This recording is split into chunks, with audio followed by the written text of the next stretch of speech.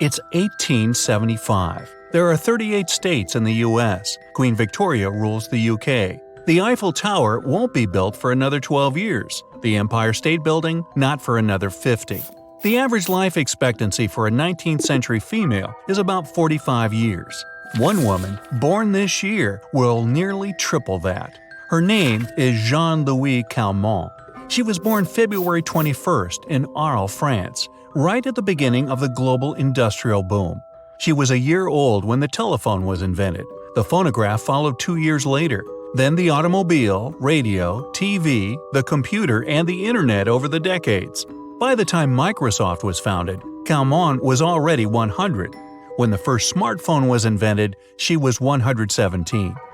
A woman alive in the 90s, perhaps within your lifetime, could remember when candles were used to light houses. She knew a world without airplanes and spaceships. The Wright brothers took flight when Calment was already a grown woman at 28. When the first person went into space, she was 86 years old. Madame Calment holds the world's record for the longest-lived person ever. She survived 122 years and 164 days. Or did she? At the age of 21, Jeanne got married to Ferdinand. At that time, she would wear long, fancy dresses with her hair in elegant updos. Victorian women didn't wear pants when Jeanne was a young adult. In 1898, Jeanne gave birth to her only child, Yvonne.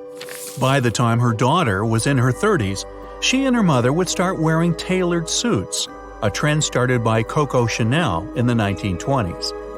Jeanne survived a lot at the beginning of the 20th century, but the worst came in 1934. Her daughter Yvonne passed away at 36. In 1942, Jeanne lost her husband Ferdinand. By 1963, the 88-year-old was left all alone. She had outlived all her heirs. With no one to hand the family's huge apartment down to, she made a deal with her notary, Monsieur Raffray, in 1969. Jeanne agreed that Raffray would pay her 2,500 francs a month, around the same equivalent in US dollars today, for the rest of her life. Once she was gone, he'd get the apartment. Sounds like a good deal to make with a 94-year-old. But she ended up outliving him too. His widow continued the payments until Jeanne's passing in 1997. In total, because Madame Calment had lived so incredibly long, the Raffrays ended up paying 11 times more than expected. It's considered one of the worst investments ever made. Many people noted that Jeanne was always full of energy. She looked and acted 20 or even 30 years younger than her age. A theory began that Jeanne was actually her daughter Yvonne, and that's when all the mystery began. A group of scientists decided to check if Jeanne's extreme longevity was real. For them, her case was too extreme and unique not to be scrutinized. Calment claimed that it was her healthy diet and physical activity. She swam, played tennis, and even cycled up to her 100th year. She also put it down to her carefree, stress-free lifestyle. She never had to work a day in her long life. Those skeptics think that in the photos where she's 110 years old, she's actually no more than 90. An expert in aging closely examined images of the supercentenarian. They noted no signs of age-related frailty, which is typical for people living to 100, let alone 2 decades longer than that. One mathematician even studied her genealogy and made an equation showing how slim the chances were of anyone in the family living that long. Researching the course of Jeanne's incredibly long life, the scientists were doubtful as to why she never mentioned several significant events that she supposedly lived through. A major one being the massive cholera outbreak of 1884. She would have been 9, plenty old to remember something like that. Yvonne hadn't even been born yet. There were questions with her documents too.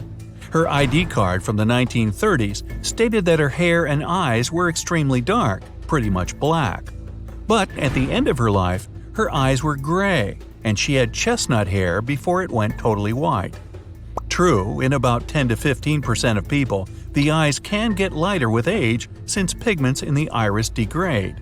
But for most people, The eyes darken over the years because melanin builds up in the iris. But there was also a problem with her height. Jeanne was 4 feet 11 inches. Yvonne was a bit taller, about 5 feet. At 114 years of age, Jeanne was still 4 feet 11. Her height hadn't changed an inch. Extremely odd, since people shrink as they get older, because the cartilage between the joints thins out. For many years, Jeanne somehow managed to remain unnoticed. She moved to a nursing home in 1985 when she was 110. No newspapers in Arles had mentioned any centenarian celebrating their 100th birthday 10 years prior. Madame Calment didn't become that famous until 1988. There was a celebration of 100 years since Vincent van Gogh stayed in Arles. Jeanne told reporters that she'd met the famous artist when he was in town. She was 13 at the time. She then appeared in a documentary called Vincent and Me in 1990. Just 5 years later, now aged 120, Calment got the world record for the oldest person to ever live. But for some reason, she'd get her husband and father mixed up in her stories. She first mentioned that the family store belonged to her father, but it actually belonged to Fernand, Jeanne's husband. Jeanne's father, Nicolas Calment, was a shipbuilder. He never ran any store. It would make sense for Yvonne to get her story wrong. It was her father who owned the store. One more thing that just didn't fit. Jeanne mentioned several times that a woman named Martha would take her to school. According to the records, Martha did work for the Calments, but she was 10 years younger than Jeanne. There was no way she would take little Jeanne to school. She could, however, easily accompany young Yvonne. But the skeptic scientists didn't stop there. Looking at the only known photo where the two women are together, they look quite different. But when the researchers compared photos of young Yvonne and old Jeanne, they found a notable similarity in their facial bones, noses, and other features that made it seem like they were one and the same person. Another curious fact is that Yvonne had a fibroma on the tip of her nose. Surprisingly, in some photos, Jeanne had the same growth. Could Yvonne really have inherited a random growth of mutating cells in the very same place her mother had one? It does seem strangely coincidental.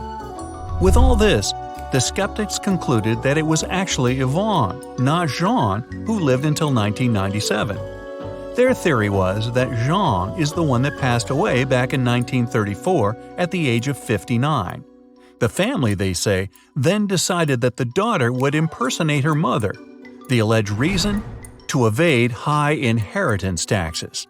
Luckily, her hometown Arles has one of the richest and best-preserved archives in the world. It had plenty of interesting documents, including Jeanne's original birth and marriage certificates. But, oddly enough, photo evidence is scarce. A cousin of Jeanne's grandson claims to have burnt all the remaining family portraits back in 1994 on Jeanne's order. It begs the question, why would she have wanted that? Despite all the skepticism, Jeanne has still held on to her record, and perhaps she's not such an outlier after all. The oldest living man, Jiromon Kimura from Japan, made it to 116. In fact, Japan leads the world in centenarian populations. They have more than 70,000 people at or over the age of 100. Whether elderly Jeanne was really her daughter or not, we may never know. But perhaps it's better to focus on what today's super long-lived people are doing right.